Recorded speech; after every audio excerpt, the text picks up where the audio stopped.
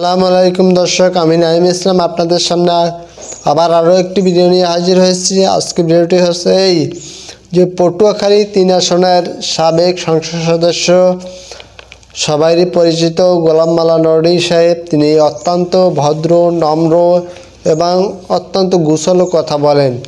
তিনি একজন YouTuber, activist, লেখক।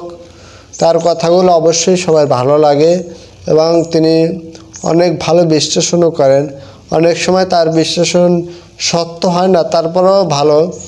তো আসলে তার বিরুদ্ধে একটি ঘটনা ঘটছে যে তিনি নাকি একটি ভিডিওতে বলেছেন যে আমাদের শহীদ আবু সাইদ ভাই তিনি নাকি জীবিত আছেন, তিনি নাকি ফ্রান্সে আছেন। ডক্টর মোহাম্মদ ইউনূস তাকে ফ্রান্সে পাঠাইছে।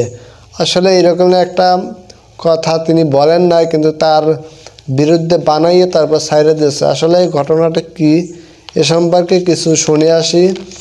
সম্প্রতি পটুয়াখালী ৩ আসনের সাবেক সংসদ সদস্য গোলাম মাওলা নরওয়ার্দীর ভিডিও প্রচার করা হয় ভিডিও শেয়ারিং প্ল্যাটফর্মে টিকটক, যেখানে দাবি করা হয় তিনি আবু সাইদ মারা যায়নি, ফ্রান্সে আছে। ডক্টর মোহাম্মদ ইউনূস তাকে ফ্রান্সে পাঠিয়ে দিয়েছেন। মঙ্গলবার 14 ডিসেম্বর এ বিষয়ে একটি প্রতিবেদন প্রকাশ করে বাংলাদেশ তথ্য যাচাইকারী প্রতিষ্ঠান ফ্যাক্ট চেক রিউমার স্ক্যানার।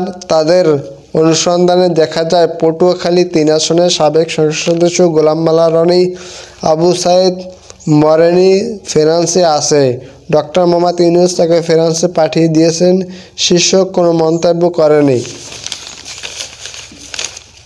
বরং গোলাম মাওলা নরওয়ার্দীর ভিন্ন একটি মন্তব্যের ভিডিও ক্লিপের আবু সাইদ জীবিত গোপন তথ্য ফাঁস হয়ে গেলে গোলাম মাওলা নরওয়ার্দী শীর্ষক বাক্য বসিয়ে ডিজিটাল প্রযুক্তির সহায়তায় সম্পাদনার মাধ্যমে আলোচিত ভিডিওটি তৈরি করা হয়েছে।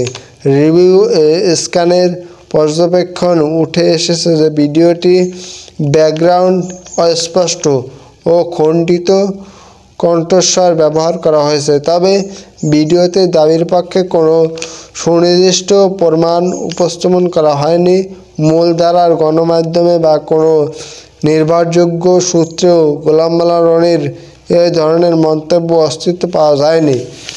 আসলে এটি একটি গুজব এবং মিথ্যা, এটা আসলে পরিষ্কার। এছাড়া গোলাম মাওলা নরওয়ার্দী ভেরিফাইড ফেসবুকে পেজ এবং ইউটিউব চ্যানেলে আবু সাইদকে নিয়ে এমন কোনো মন্তব্য সন্ধান মেলেনি। বরং গত 16 জুলাই তার ফেসবুক পেজে একটি পোস্ট আবু সাইদকে শহীদ হিসেবে উল্লেখ করছেন। আসলে এই জিনিসটা অনেক দিন ধরে ঘটতেছে, এটা আসলে ফ্যাক্ট। অনেক মিডিয়া আসলে আছে যারা এরকমের জিনিসগুলো নিয়ে এখন সম্ভবত আওয়ামী লীগ এরকম খোঁচাখুচি করতেছে।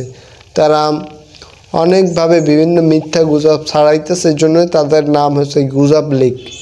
তারা গুজব ছড়ানোর চেষ্টা করতেছে। তো দর্শক, আশা করি ভিডিওটি দেখছেন।